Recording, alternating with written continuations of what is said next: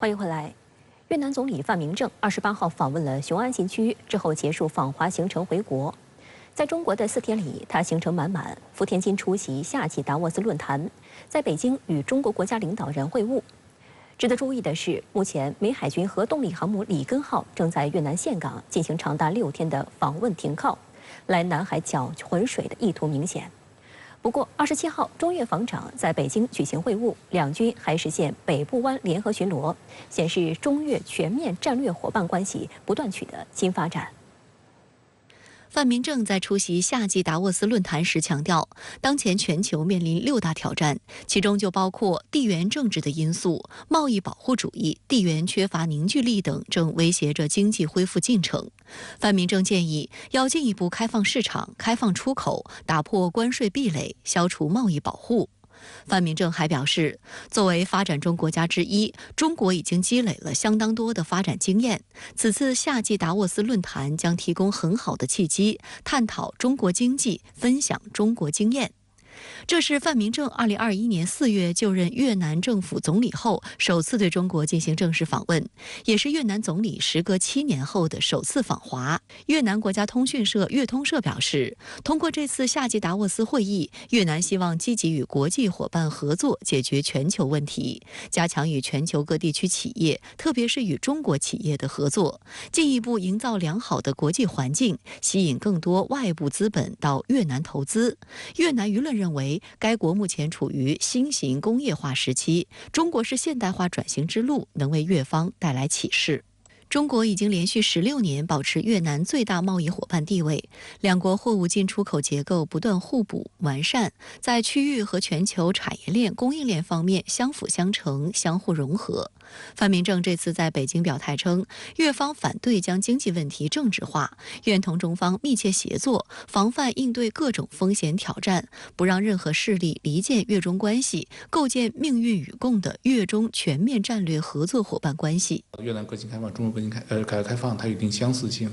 那么越南其实也在一直借鉴中方的一些好的经验和做法。我想越方呢也会继续的借鉴中方好的经验做法的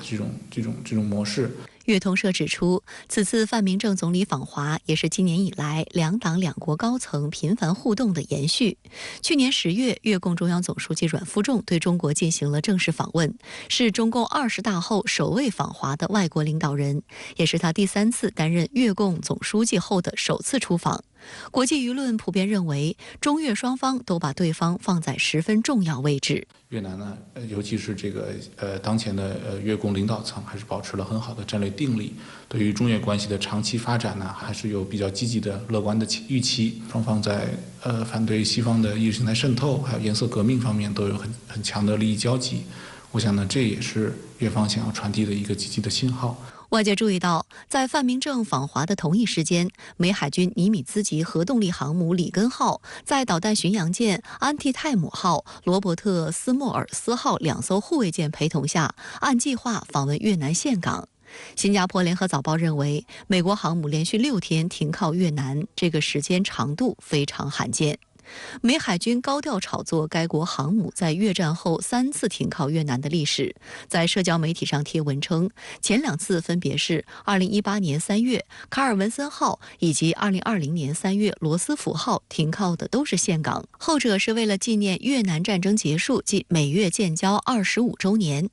针对此次里根号来访岘港，美驻越南大使马克纳珀称，正值美越两国建立全面伙伴关系10周年之际，里根号的到来表明两国致力于加强双边关系。里根号所在的美国海军第7舰队第5航母打击群指挥官帕特里克·汉尼也声称，这类访问将促进美越两国应对所谓海洋领域的共同挑战。分析认为，美方此次派出最强大的海军力量之一，旨在促进越南方面对美国形成可靠合作伙伴的印象，其战略意图就是将河内视为其地区战略的关键组成部分，寻求扩大美国在该地区的影响力。实际上，以日本横须贺海军基地为母港的里根号经常在中国周边出现。日本共同社称，里根号航母停靠在面朝南海的越南中部岘港，明确了持续参与地区事务的姿态，可能意在彰显海洋安保领域的军事实力，以拉入己方阵营。拜登政府对越南的定位呢是非常清晰的，希望呢通过在中越之间呢播下不和的这种种子、矛盾的种子，那么离间中越关系，从而达成他这种通过印太战略反华恶化、打压中国的这种战略企图。那么这次呢，里根号航母到访越南呢，其实也是他这种整体战略之中的一个具体的战术动作。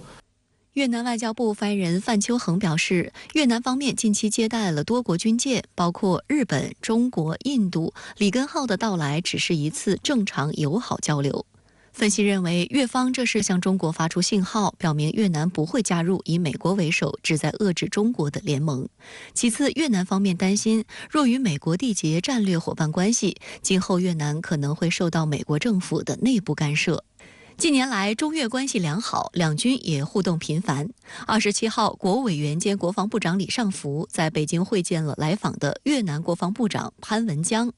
李尚福表示，当前国际局势变乱交织，亚太地区安全仍面临一些挑战，中越双方应继续在社会主义新征程中并肩携手、紧密团结，维护两国共同战略利益，为地区和平稳定作出积极贡献。潘文江则表示，越南军队愿继续在政治工作、边防交流、人员培训等各领域加强与中方合作，推动越中两军关系不断迈上新台阶。观察指出，中越防长的会晤是对美西方和日本一些借里根号访越挑拨中越关系的直接回应。就在中越防长北京会见的同一天，两国海军舰艇编队展开了第34次北部湾联合巡逻。中越双方各派出2艘海军舰艇，中方参加这次联合巡逻的舰艇是南部战区海军广元舰和汉中舰。8时许，双方舰艇编队抵达集结位置，随后分别组成单纵队，沿北部湾中越海上分界线开始交叉巡逻。10时许，双方舰艇编队进入联合搜救演练阶段。中方编队指挥员戴伟峰表示，整个过程双方舰艇编队沟通密切、顺畅高效，不仅提升了两国海军共同应对海上安全问题的能力，更增进了两军的合作与互信。深圳卫视注意到，5月下旬，中国海军7级光舰也停靠越南岘港进行为期2天的访问。南海局势的稳定呢，其实最关键的还是中国和其他的南海声索国之间两军关系，就是在现地、在海面上，双方能够保持这种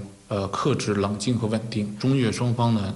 再次重申了双方维护区域稳定的这种共识。我觉得对于这种维护南海的和平稳定是有重要意义的。我想这不仅仅是对于里根号这一次事件的一种回应，我想也是对美国不断的在南海地区这种生战生乱的一种直接的回应。我想这给整个区域以及特别是这个南海区的各国传递了一种非常积极的信号。27号，白俄罗斯总统卢卡申科证实，瓦格纳雇佣兵集团负责人普里戈任已经抵达白俄罗斯。卢卡申科透露了他与普里戈任谈判的细节，表示他阻止了俄罗斯政府对普里戈任个人的惩罚行动。同一天，普京也对外发声，俄强力部门遏制了一场内战。瓦格纳2.5万士兵和重装备将何去何从？雇佣兵模式会否终结？来看报道。据美国有线电视新闻网报道，商业卫星图像显示，两架序列号分别为 RA-02795 和 RA-02878 的飞机停在白俄罗斯首都明斯克郊外马楚利西空军基地的停机坪上。根据测量分析，两架飞机是在过去24小时内抵达的，与瓦格纳雇佣兵集团的负责人普里戈任有关的飞机尺寸相符。飞行数据平台的航班跟踪数据则显示，飞机是在当地时间上午8点左右降落在明斯克附近。两架飞机在着陆前都关闭了应答器，从而模糊了其确切的着陆位置。此前有当地媒体曝光，普里戈任已经入住明斯克的一家酒店。当地时间27号，白俄罗斯总统卢卡申科证实，普里戈任目前已在白俄罗斯，并表示白俄向普里戈任提供了安全保障。卢卡申科提到，他说服了俄总统普京不要摧毁俄罗斯私人军事集团瓦格纳及消灭普里戈任。когда в 10 он выступил, 10:10 позвонил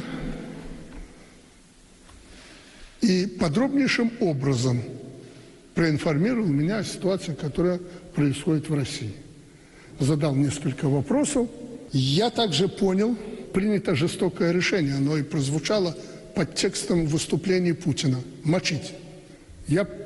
предложил Путину не торопиться. 卢卡申科详细透露了他与普里戈任24号谈判的细节。他说，在设法联系到普里戈任后，两人进行了6、7轮沟通。刚开始谈得很艰难，光是脏话就飙了半个小时。Разговаривали первый раунд минут 30 на матерном языке. Исключительно. Слов матерных я потом уже проанализировал, было в 10 раз больше, чем нормальная лексика. 普里戈任对卢卡申科说，他就是要让他们交出俄国防部长绍伊古和俄武装力量总参谋长格拉西莫夫，甚至还要见普京。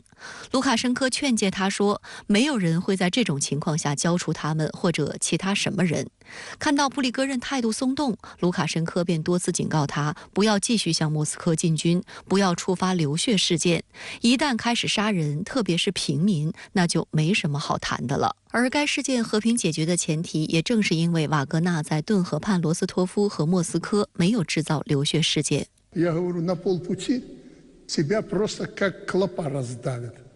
卢卡申科还补充说到了普里戈任和绍伊古不对付的性格原因。добавить, что он человек такой, как и Шойгу, у них характер одинаковый. И очень импульсивный, вот и началось. 另据白俄罗斯政治分析家、主持人瓦季姆·吉金透露，尽管对谈判的可能性持怀疑态度，但普京最终还是同意由卢卡申科出面进行调解。吉金说，当白俄罗斯总统打来电话时，普里戈任立即接了电话。那么对于这个瓦格纳来说，他也需要一个类似于第三方的应该至少让这个瓦格纳的上层跟基层这些不愿意参与俄军的人员感到相对比较安全，既不会受到这个西方也不会受到俄罗斯的这种追讨的一个地方。所以从这个角度来看呢，卢卡申科和白俄罗斯几乎是一个唯一的选择。车臣阿赫马特特种部队指挥官阿拉乌基诺夫也在接受采访时披露了更多瓦格纳事件发生的细节。他说，阿赫马特部队部分士兵所处地点曾距瓦格纳部队仅500米至700米，且已为任何结果做好准备。但后来俄国防部要求该部队不要触发武装冲突。与瓦格纳不同的是，阿赫马特特种部队并不是私人武装，但阿赫马特不接受俄罗斯国防部的直接指挥，而是听命于车臣领导人卡德洛夫。俄联邦安全局27号作出撤销针对普里戈任刑事立案的决定。当天，普京在莫斯科会见俄国防部、联邦安全局、国民禁卫军和内务部等部门代表时说，强力部门快速精准地部署，阻止了国内局势向危险方向发展，避免了平民伤亡，使国家免于动乱，真正遏制了一场内战。普京说，军队等强力部门人员践行了对国家的忠诚和责任。Ваша решимость и мужество, так же, как и консолидация всего российского общества, сыграли огромную, определяющую роль в стабилизации обстановки. 普京随后在克里姆林宫会见了参与行动的军人代表。普京强调，武装叛乱总是会引发全面动乱和国内战争，如果叛乱不能被平息，那么敌人就会利用它。同日，俄国防部在社交媒体通报，瓦格纳集团向俄武装力量转移重型军事装备的准备工作正在进行，这是降低瓦格纳危险性的重要步骤。据悉，瓦格纳集团在俄乌冲突爆发之前就拥有包括 T90S 主战坦克和铠甲 S1 防空导弹系统等重型装备，在冲突爆发以后，又从俄国防部手里接收了火炮、火箭炮和坦克等大量装备。对于备受关注的瓦格纳士兵将何去何从，俄罗斯政府给出了3种方案，包括与国防部签署协议转为正规军人、回家或者去白俄罗斯。按照普里戈任的说法，发生武装叛乱时，瓦格纳总兵力多达2.5万人，但外界认为这一数字并不确切。按照美国情报部门的信息，今年春季瓦格纳达到顶峰时约有5万战士，其中包括6000名核心人物及2万至3万名前囚犯。但在巴赫穆特一战中，瓦格纳损失较大，加上他们目前与囚犯的合同都已终止，现在人员规模外界难以获知。我们说从私人军事承包商或者私人军事公司的角度，它理论上讲应该是轻步兵。所以其实对于瓦格纳来讲，瓦格纳现在的这个状态很多人认为他的这个兵力超过5万人，而且有大量的重装备，甚至我们说有航空兵。那么这个本身就不是一个正常的状态。那么现在来看呢，它要回归到正常状态。由于瓦格纳武装叛乱产生的严重政治后果，有不少猜测认为，俄罗斯将取消私营军事集团这种特殊的雇佣军模式。不过，俄国家杜马国防委员会主席安德烈·卡尔塔波洛夫认为，目前没有理由在俄罗斯禁止私营军事公司，包括瓦格纳。他说，国家杜马议员正在制定一项法律，规范私营军事公司的活动，但我们没有必要禁止瓦格纳。现在瓦格纳是俄罗斯最具战斗力的武装力量之一，解除他们的武装或解散他们，这将是给予北约和乌克兰最好的礼物，我们不应这样做。而俄政治学家安德利·尼古林认为，瓦格纳作为一个独立的作战单位，在收编后是否会保留目前的模式，令人怀疑。即使瓦格纳人员回到营地，领导层被更换，他们也会被视为一种威胁。俄战略与技术分析中心专家马克西姆·谢波瓦连科则认为，瓦格纳可以重组和保留，但管理层人员将进行改变，因为这类公司的存在是一种全球趋势。布里戈任抵达白俄的消息令外界预测，瓦格纳武装未来会转移到明斯克或波罗的海国家。值得注意的是，白俄罗斯总统卢卡申科日前表示，如果瓦格纳雇佣兵想和他们的领导人一样来该国，他们将获得一个废弃的军事基地，有围墙，一切都可以用，搭起你们的帐篷吧。北约国家对此十分紧张。波兰总统杜达就表示，瓦格纳部队迁移到白俄罗斯对波兰而言是坏消息。立陶宛也表示将在边境地区增兵。北约秘书长斯托尔滕贝格则表示，北约已做好抵御任何威胁的准备。瓦格纳移动到白俄罗斯，未来呢，这个继承瓦格纳遗产的相关的私人军事承包商也好，或者叫私人的安保公司也好，会不会在白俄罗斯的土地上去策划一些行动，很有可能被西方认为是一个排头兵。因为同样的，北约也会用自己的私人军事承包商来去作为一些比如针对俄罗斯和其他国家的一些不能上台面的任务的一个掩护。德国媒体报道，一些西方国家和巴西、印度、南非的外交官代表近日在丹麦首都哥本哈根举行秘密会议，会上讨论了关于俄乌冲突的和平谈判等问题，还提出7月要进行俄乌谈判的目标。但俄罗斯政府表示对此毫不知情。对于这场没有俄罗斯参加的秘密会议，外界认为意义不大。实际上，与会的多个国家表达了疑问。乌克兰总统办公室主任安德里·叶尔马克25号说，乌克兰打算举办全球和平峰会，讨论乌方为化解俄乌冲突所提和平方案。来自美国、英国、法国、德国、加拿大、日本、巴西、印度、土耳其、沙特阿拉伯、南非和欧洲联盟等国家和地区分管国家安全事务的官员和政策顾问，当天参加了在哥本哈根举行的闭门会议，讨论相关议题。另据德国电视1台消息，俄乌和平谈判或最快将于7月举行。也有欧洲舆论表示这几乎不可能。俄罗斯政府则表示对这次会议毫不知情。法新社表示，这是一场绝密会议，外界仅知道会议的目的是为乌克兰举行全球和平峰会做铺垫。计划中的峰会的日期和地点尚未确定，可能在夏季在哥本哈根或巴黎举行。为此，欧盟正在寻求广泛的支持。而这次秘密会议就是西方国家希望获得对乌克兰问题持中立态度的部分金砖国家的支持的一次外交尝试。在出席这次绝密会议的各国代表方面，虽然丹麦外交部严加保密，但一位美国高级官员透露，白宫国家安全顾问沙利文有出席。英国金融时报报道称，沙利文将与国务院高级官员维多利亚·纽兰一起应乌克兰的要求发起外交攻势。据称，他们的目标是说服全球南方国家削弱与俄罗斯的关系。但与会的国家官员透露，西方国家对此并没有信心。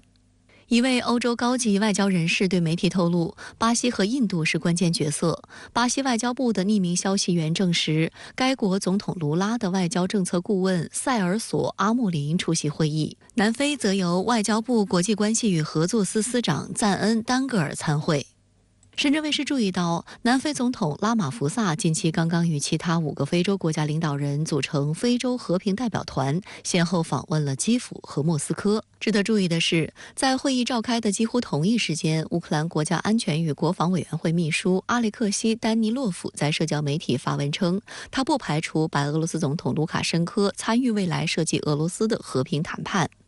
巴西总统府消息人士26号就表示，西方代表在哥本哈根会议上试图说服发展中国家反对俄罗斯，但包括巴西在内的发展中国家不支持乌克兰的和平方案。巴西方面认为，基辅的提议没有考虑莫斯科的立场。去年11月，乌克兰总统泽连斯基发布了10点和平倡议。据悉，美国在这次哥本哈根的会议上提出的就是这10点，但这10点被多个国家评价为不现实。有观察指出，美方拿着乌克兰提供的剧本来说服中巴南印4国，说明美国毫无诚意。此外，美西方组织的这次会议排除了中国，根本不可能成事。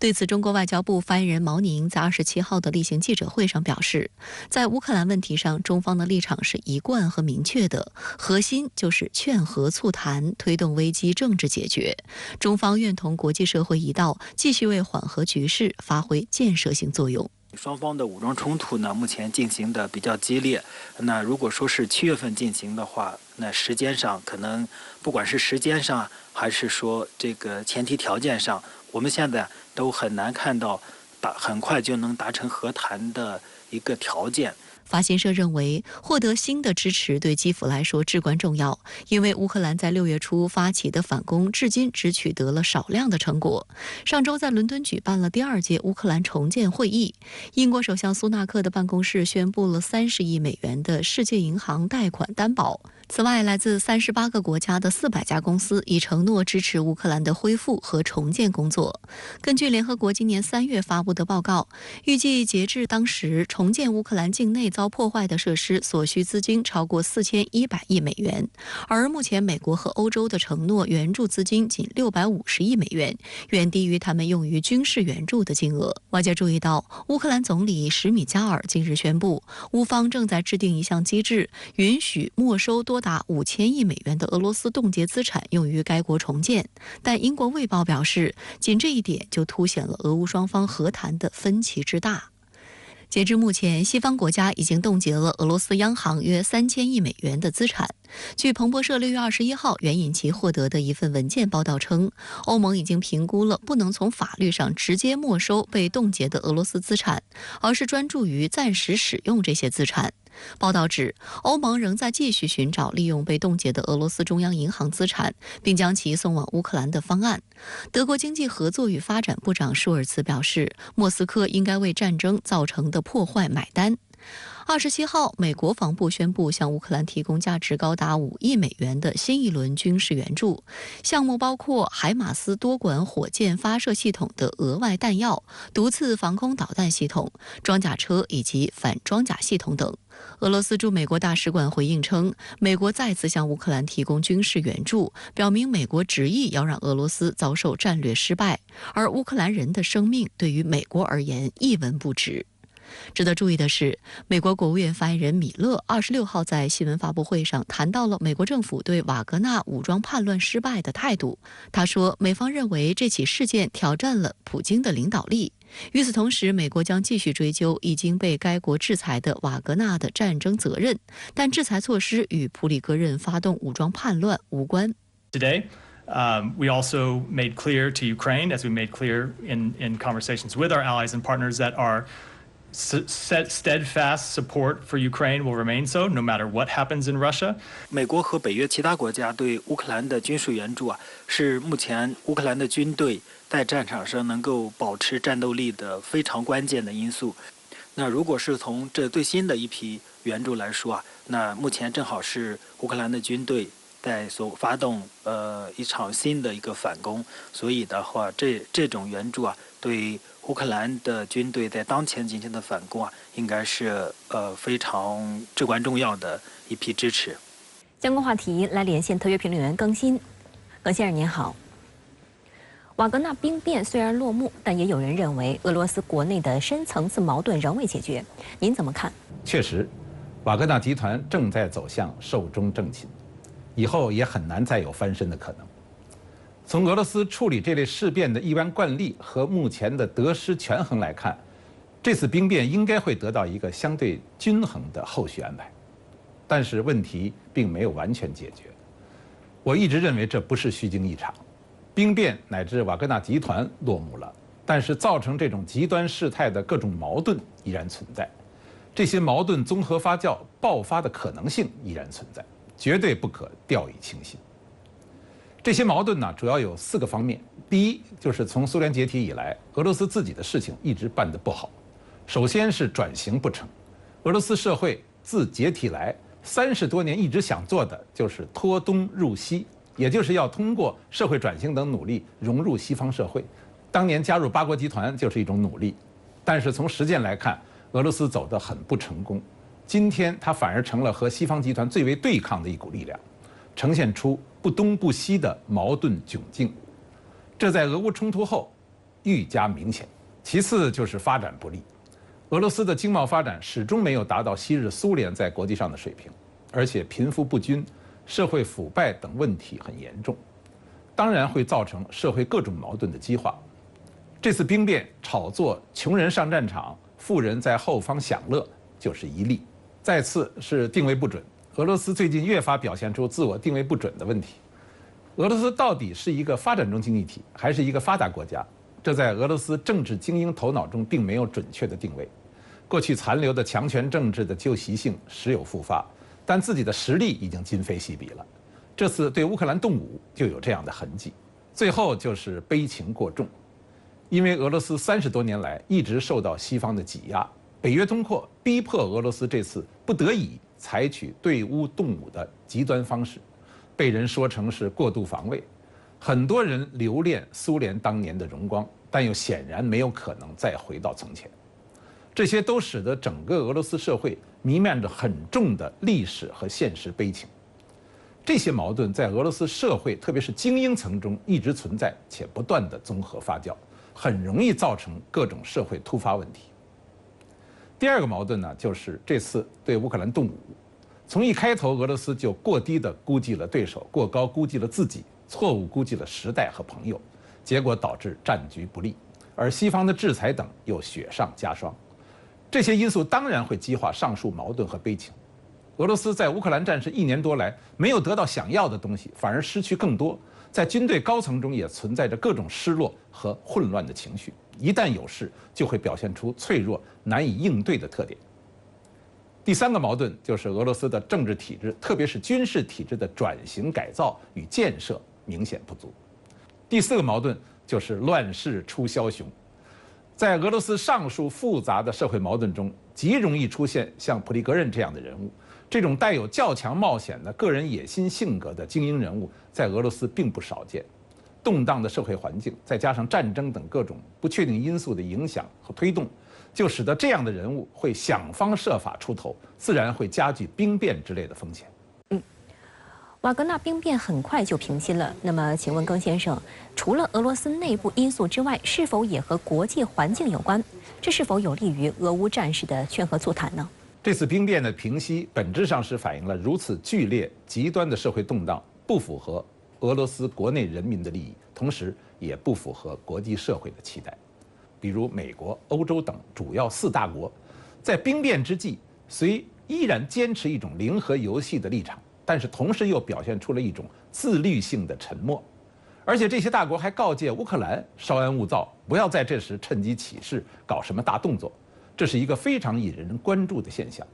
尽管美国等政府也表达了继续支持乌克兰的既定立场，但是没有做更多趁火打劫的动作。在兵变事态最敏感之时，各国几乎都没有表态。事后，美国向国际社会阐明的态度也非常清晰：第一，这件事情是俄罗斯的内部事务，和美国无关，意思是美国没有参与兵变这个事件；第二，就是希望俄罗斯方面妥善管控核武器库的安全。而中国政府表达的立场是，这是俄罗斯的内政，中国支持俄罗斯维持国内稳定，继续实现发展和繁荣。这里当然也包括了维护核武器库安全的部分。这与兵变前中美在涉及俄乌危机问题时几乎对立的立场明显不同。在俄罗斯兵变中，中美却表现出很少有的比较有公约数的立场表达。这说明了什么？这说明中美都不希望介入俄罗斯的内部事务，而且都希望俄罗斯维系一个基本稳定的局面。特别在涉及核风险问题时，各大国，特别是中美俄的态度都是求稳怕乱的。在兵变刚开始最敏感的10来个小时中，各方似乎都表明三国之间有一种战略性的默契。第二，就是人类毕竟在进步，特别是大国关系毕竟在逐渐走向成熟。大国之间的利益争夺是客观存在的，但是在重大安全，比如核安全问题上，主要大国比如中美俄之间，实际上具有一个客观的大国安全共同体的现实结构。俗话说，坏事可以变成好事。这次兵变无论对俄罗斯还是对各国都不是一个正面的事件，但是我们从中窥见到各大国，特别是中美俄3个战略大国之间重大默契的客观存在。这就使我们无论以什么方式或时点推动俄乌战局的劝和促谈，都增添了信心。好的，谢谢庚先生在线与我们分享您的观点。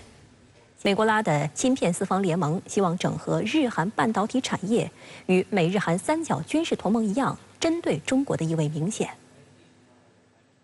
日本政府27号在内阁会议上敲定部分修改出口贸易管理令，将韩国重新纳入出口白名单。修改后的政令将于6月30号颁布，并于7月21号正式生效。届时，日本对韩出口产品或提供技术时，可适用一揽子许可。这意味着相关项目的出口不需要再进行逐案审查，大大提高外贸效率。韓国との間では今後とも双方の制度または運用全般に関し政策対話を継続し、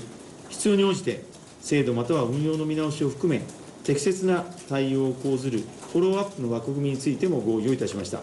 韩国总统室发言人李度运表示，日方举措象征着两国在出口管制领域完全恢复互信，韩方表示欢迎。由于进出口程序得到简化，两国交流与合作有望进一步加深。日韩发生出口管制纷争还要回溯到4年前。2018年，韩国最高法院2度判决日本企业赔偿殖民朝鲜半岛期间强征的韩国劳工，并扣押日本相关企业在韩资产。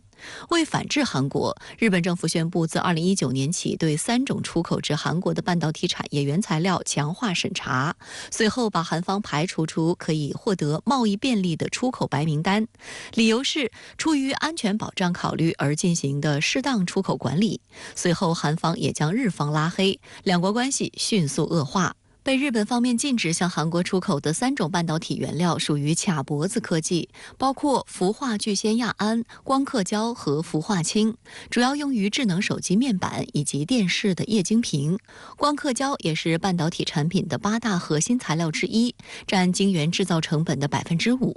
日方的制裁扰乱了韩国半导体产业的生产，韩国半导体大厂多次陷入光刻胶紧急状态。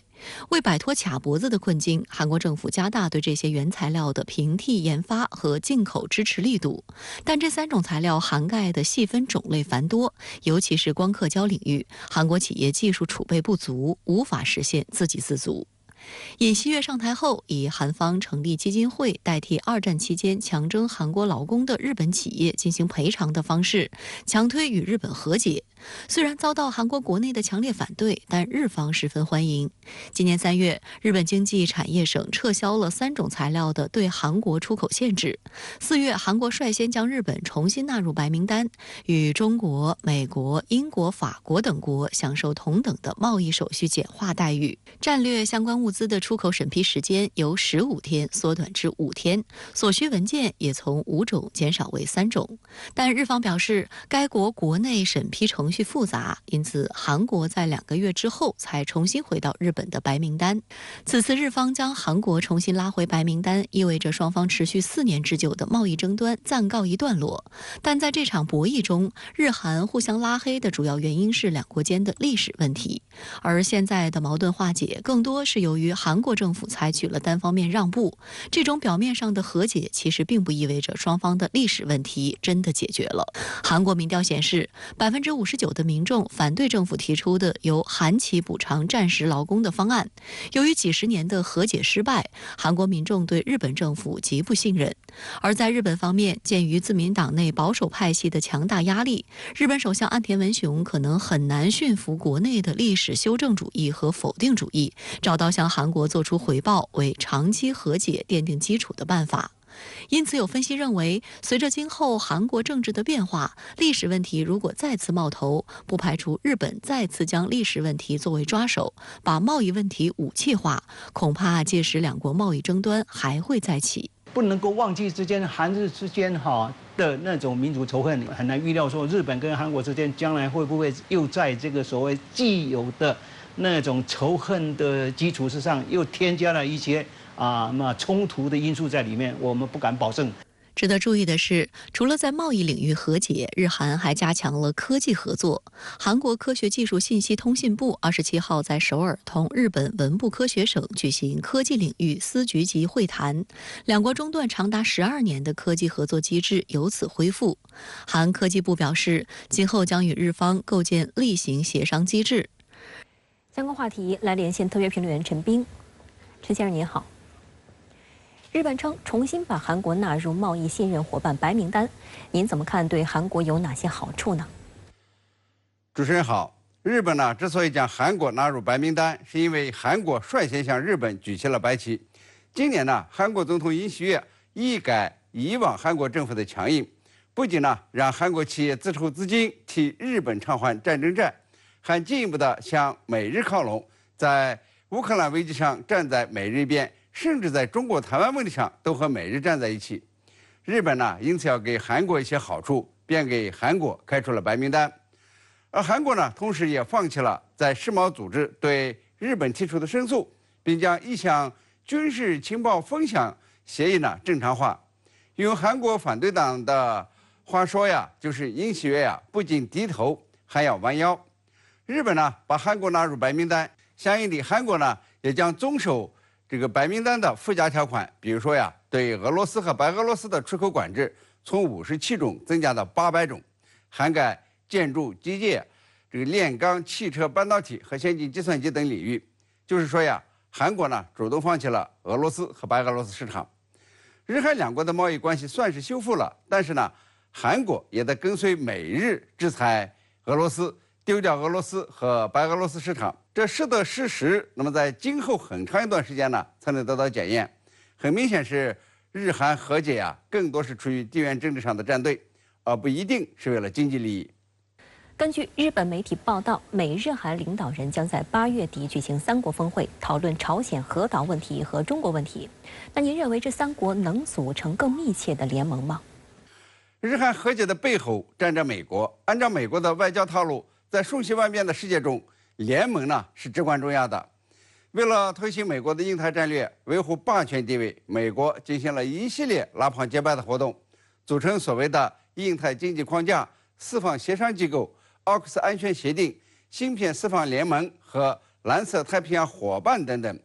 这些团团伙伙中呢，韩国的地位重要，但是韩国呢似乎在边缘。因此呀，这美国呢就撮合日韩和解，这样呢就把韩国拉进圈子里来了。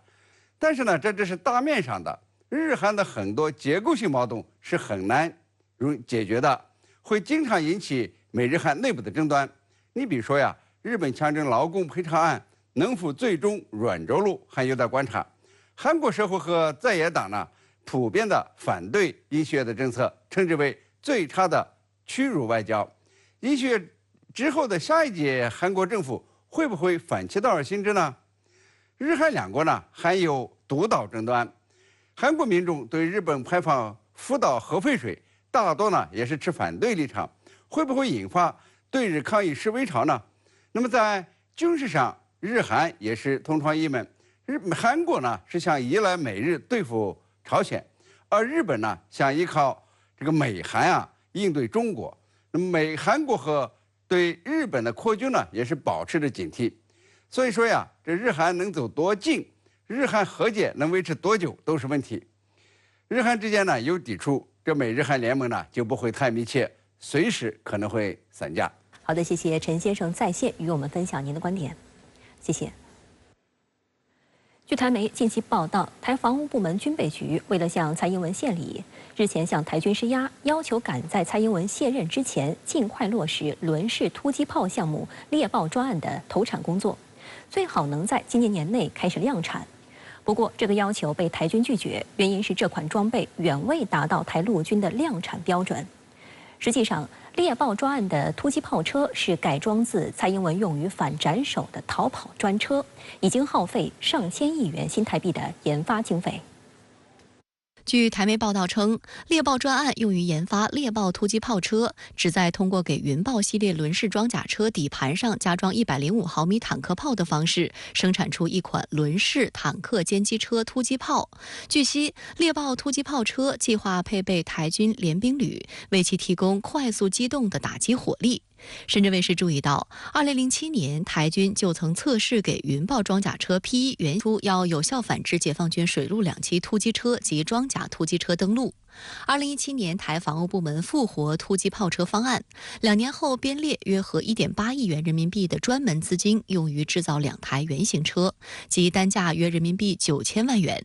但原型车整车的尺寸和重量都超过设计要求，台陆军再次拒绝收货。此前宣布的将参加今年9月台北航天展的计划也告吹。猎豹突击炮车的研发过程十分坎坷，在初期，研发单位就表示，由于岛内没有生产能力，缺少主炮供应商，之后决定向美国采购 M68A2 型105毫米坦克炮。当时岛内媒体曝光，台当局专门为此在美国开设了一家命名为黑熊公司的皮包公司，但美方出于各种因素考虑反悔了，这家黑熊公司也直接消失。在沉寂了一段时间后，台防务部门宣布已经构建了自制火炮生管的能力，也试制了编号为第1和第2的2辆原型车。但各方消息显示，第1和第2在安装炮塔之后再次出现老问题，超高超重，从车体底部到炮塔座圈的垂直距离竟有1.8米，整车高度也达到了惊人的4米。这一高度甚至超过了以尺寸巨大闻名的纳粹德国鼠式超重型坦克。那据我们的了解，整个猎豹的高度高达3.7公尺哦，因此这样的一个庞然大物这么高，在战场其实是容易成为一个标靶。第二个，台湾方面采用战车炮所修改过来的低膛压炮，但它存在炮塔和炮本身后坐力过大、体积过大、重量过大，因此会使得整个猎豹的战斗重量高达25公吨以上哦。这个与目前所主流的这种同类车辆大概22公吨这样的一个重量相比，它存在重量过大的缺点，因此又大又重。尽管如此，岛内媒体今年3月初还报，目前的云豹突击炮车第1和第2原型车的顾及始终无法改善，确定不会投入生产。而专门用于这款武器装备研发的猎豹专案资金也将在今年底花光。台当局明年的防务预算中也没有编列延长该计划的项目资金。负责督促研发生产猎豹突击炮车的台防务部门军备局也开始踢皮球，一方面表示其下辖相关厂家已经开始重新设计第3，另一方面坚持认为第1和第2原型车符合台陆军编制的整体规格书，而且取得了在5年内突破关键技术瓶颈的骄人成绩，还表示希望台陆军在明年重新拟定作战需求后再争取建案。此外，该部门还透露将优先研发30毫米链炮车，这比猎豹突击炮车105毫米的火炮缩水了2/3。历史上，台军自造武器经费打水漂屡见不鲜。台海军曾以训练专案为名展开舰载相控阵雷达、垂直发射舰空导弹和作战管理系统的研发，编列预算67亿元新台币。台中科院耗费10年进行试制，但台海军旋即以该专案的无源相控阵雷达以及精、落后为由，不愿采用。原计划搭载相控阵雷达的自产巡防舰也被取消，巨额预算打水漂。至于是哪方应对此负责，台海军和研发单位仍在扯皮之中。台媒认为，猎豹突击炮车大概率又将落得训练专案的下场。实际上，猎豹突击炮车是在已经量产的云豹装甲车的基础上进行改装。不过，云豹装甲车虽然乘坐舒适，但事故频出。2021年3月，云豹8轮装甲车被爆料出现漏油现象。台防务部门当时宣称，装甲车上的防尘保护套因长期使用破损，属于正常现象。2020年9月15号，台军一辆云豹装甲车经过台中市大里区街头，遇到路口转弯时，足足耗时2分钟，经过多次倒车才转弯成功。视频在网络传开后，岛内舆论讽刺：转个弯都这么慢，要是开到战场上，战都打完了。岛内媒体还曝光，台防务部门2018年年底刚确定增购的云豹装甲车有21项重大缺失，包括引擎组件漏油、零件无法更换等，其后都一一应验。有网友戏称，云豹变病猫。其实它整体的设计是符合需求，但在整个后续的这个量产生产过程出现了包括厂商低价抢标，还有这个台湾的中钢公司所提供的钢材，它在这个整个性能规格上来讲，与需要存在一些落差，导致它容易龟裂。后续衍生的，因为台湾相关的研发单位本身经验不够，又没有向有经验的厂商或技术来源取经，那导致发展出现一些失败的案例。